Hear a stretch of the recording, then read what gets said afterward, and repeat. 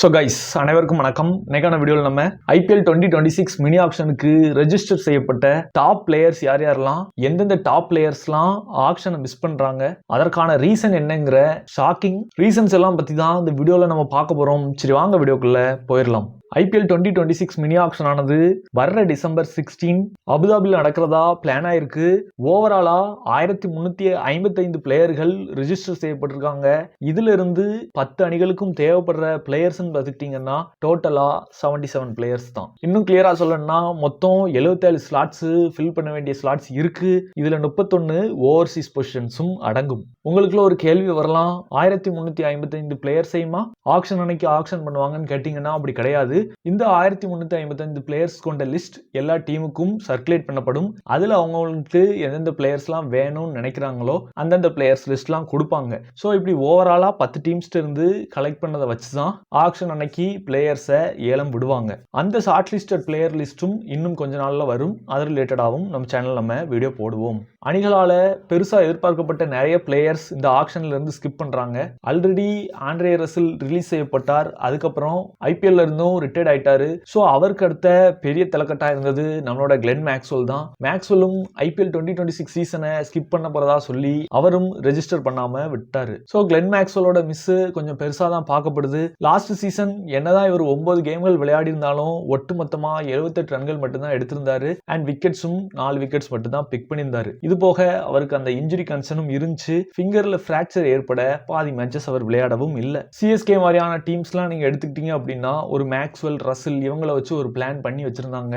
But அது எல்லாமே இப்ப கொலாப்ஸ் ஆன மாதிரி தெரியுது. அடுத்த ஷாக்கிங் எக்ஸிட் யாருன்னு பாத்தீங்கன்னா நம்மளோட ஃபேப் டுப்ளசிஸும் ஐபிஎல் 2026 மினி ஆக்ஷனுக்கு நான் பார்ட்டிசிபேட் பண்ண போறது இல்ல, இதை ஸ்கிப் பண்ணிட்டு இந்த டைம் பீரியட்ல நான் பிஎஸ்எல் விளையாட போறேங்கிற மாதிரியான ஒரு ஓப்பன் ஸ்டேட்மெண்ட்டை விடுறாரு. நம்ம எல்லாத்துக்குமே தெரியும் அவருக்கு ஏஜ் நிறைய ஆயிருச்சு. பட் ஃபிட்னஸ் லெவல்ல எந்த விதமான குறையுமே இல்லை. ஐபிஎல் பொறுத்த வரைக்கும் பெரிய டீம்கள் அவரை விரும்பி எடுக்க மாட்டேங்காங்க.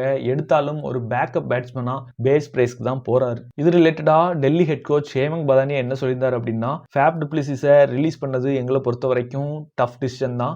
ஐபிஎல் பொறுத்த வரைக்கும் நிறைய ஸ்டெல்லர் பெர்ஃபார்மன்சஸ் அவர் கொடுத்துருக்காரு. ஸோ எங்கர் ஆப்ஷன்ஸை தேடி போக வேண்டிய நேரம் வந்துருச்சு.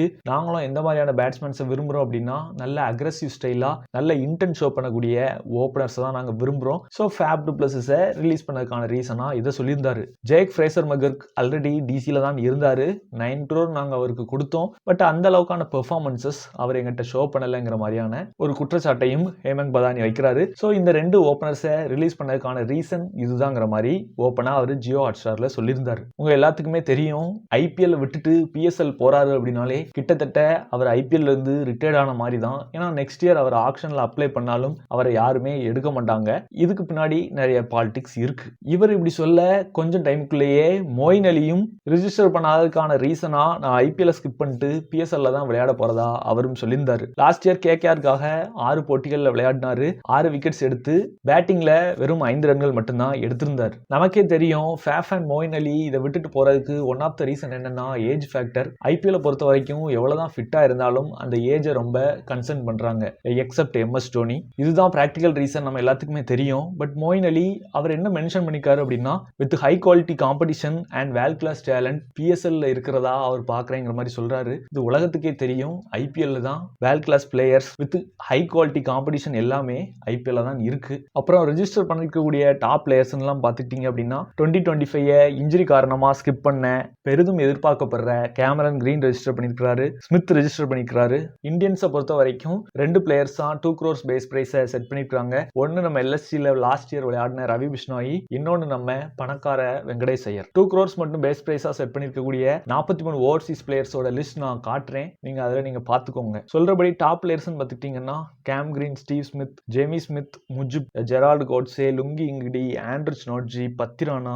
ஸோ இந்த மாதிரியான டாப் நேம்களும் நம்மளால பார்க்க முடிஞ்சு. பின் ஆல்ரவுண்டர்னு எடுத்துக்கிட்டீங்கன்னா Bracewell, Rachin, Hasaranga, Liam Livingstone இந்த மாதிரியான டாப் கிளாஸ் பிளேயர்ஸும் இருந்தாங்க. இதை தவிர்த்து Jos Inglis, Tom Banton, Jake Fraser McGurk போன்ற ஓபனர்ஸும் இருந்தாங்க. ஸோ இன்னைக்கான வீடியோ அவ்வளவுதான். ஆஸ் அ கிரிக்கெட் ஃபேன்ஸா உங்களோட தாட்ஸ் என்ன? மேக்ஸ்வெலோட இந்த ஆப்சன்ஸ் எந்த டீமை பாதிக்கும்? Faf to pluses and அலிபாய் IPL skip பண்ணிட்டு பிஎஸ்எல் போறது சரிதானா? ஸோ உங்களோட தாட்ஸ் அண்ட் ஒப்பீனியன்ஸை மறக்காம கீழே கமெண்ட் செக்ஷன்ல கமெண்ட் பண்ணுங்க. இன்னும் நம்ம வீடியோவை லைக் ஷேர் சப்ஸ்கிரைப் பண்ணல அப்படின்னா மறக்காம பண்ணிட்டு ஹை பாயிண்ட்ஸ் இருந்தாலும் அதையும் கொடுத்து விட்டுருங்க. எல்லாரும் வீடியோ பார்த்ததுக்கு நன்றி. தேங்க்ஸ் ஃபார் வாட்சிங். இன்னொரு வீடியோ சந்திப்போம். நன்றி, வணக்கம், பாய்.